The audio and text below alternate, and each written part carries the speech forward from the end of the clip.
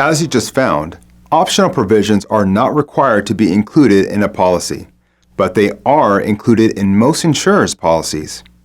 Optional provisions are really meant to protect the insurer from issues like misstatements of age or sex, intoxicant and narcotics exclusions, or the relationship to the amount of earnings at the time of the loss and any disability income benefits that might be in force. Insurers do their best to verify information applicable to the issuance of a policy, but there are times when information slips through the cracks, and an insurer may not be aware of a material concern at the time of application and issue.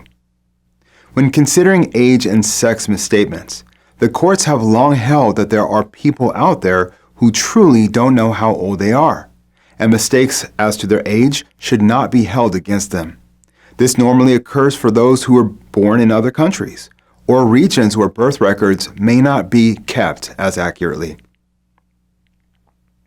In terms of misstatement of sex, new laws and rules are being placed into effect constantly regarding gender and choice. This altered the traditional landscape of how insurers historically view gender and issuance of a policy. Currently, though, only the state of Montana recognizes gender neutral in terms of insurance rates.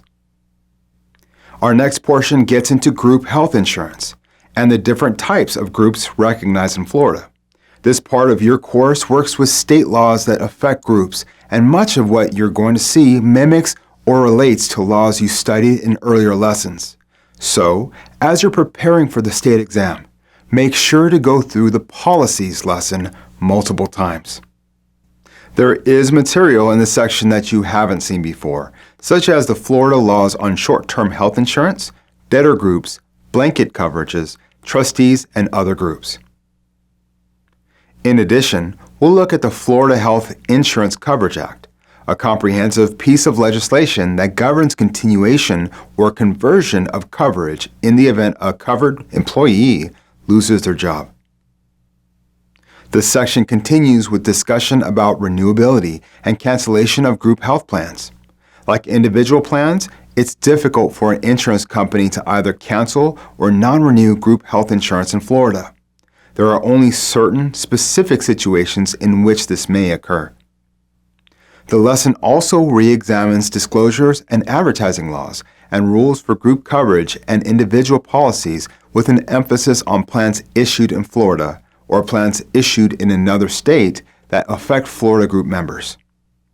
We'll take a quick look at how the Employee Retirement and Income Security Act, ERISA, affects group plans in the state and how certain preemptions apply in Florida.